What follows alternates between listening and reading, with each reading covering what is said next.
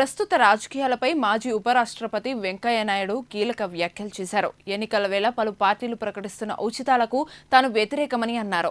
కొన్ని పార్టీలు ఇష్టారాజ్యంగా హామీలు ఇస్తున్నాయని, గెలిచాక వాటిని అమలు చేయలేక అప్పులు చేస్తున్నాయన్నారు. ప్రజలకు విద్య, వైద్యం ఉచితంగా ఇవ్వండి, తప్పులేదు. కానీ ప్రభుత్వ ఖజానాను ఖాళీ చేసే ఉచితాలు కరెక్ట్ కాదని అభిప్రాయం వ్యక్తం చేశారు. ఉచిత హామీలు అమలు చేయడం కోసం మళ్లీ అప్పులు చేయడం సరికాదని హితవు పలికారు. పద్మవిభూషణ్ స్వీకరించిన సందర్భంగా ఆయన నివాసంలో మీట్ అండ్ గ్రీట్ కార్యక్రమం నిర్వహించారు. ఈ కార్యక్రమంలోనే మాట్లాడిన వెంకయ్య ప్రజలకు ఏం చేస్తారో అవే ఎన్నికల మేనిఫెస్టోలో పెట్టాలని సూచించారు. ఉచితాలపై ప్రజలు కూడా రాజకీయ పార్టీలను ప్రశ్నించాలన్నారు.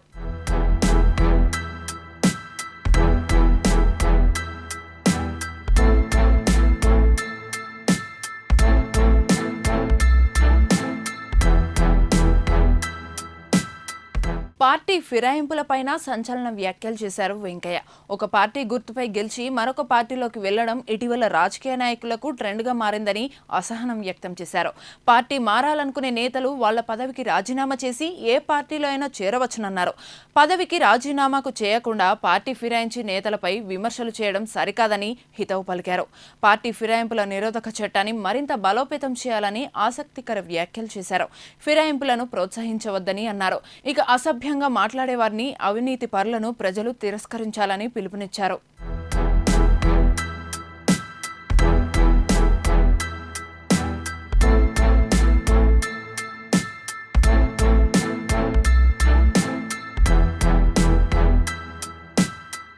ఉపరాష్ట్రపతిగా పనిచేసిన తర్వాత మళ్లీ రాజకీయాల్లోకి రావడం మంచిది కాదని భావించానని, అందుకే రాలేదని వెంకయ్య అన్నారు. కానీ ప్రజా జీవితంలో యాక్టివ్గా ఉంటానని అన్నారు.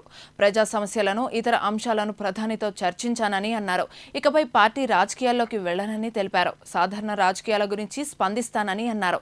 వచ్చే రోజుల్లో మరింత ఉత్సాహంగా పనిచేస్తా అన్నారు. ఎవరి పని వారు సక్రమంగా చేయడమే దేశభక్తి అని అన్నారు.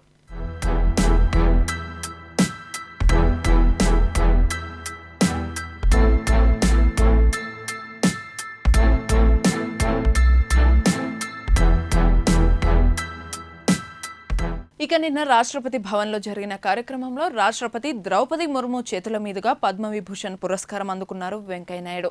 దేశ రెండో అత్యున్నత పౌర పురస్కారాన్ని ప్రదానం చేసినందుకు ధన్యవాదాలు తెలిపారు.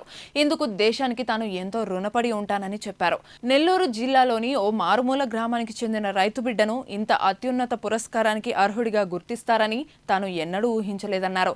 సుదీర్ఘ ప్రజా జీవితంలో ఎన్నో ఆటుపోట్లు ఎదుర్కొని వాటన్నింటినీ అధిగమించి ఉపరాష్ట్రపతి స్థాయికి చేర్చిన ఘనత అంతా ఆ దేవుడికే చెందుతుందన్నారు. తుది శ్వాస వరకు దేశ సేవలో నిమగ్నమై ఉండాలన్నదే తన సంకల్పమని అన్నారు.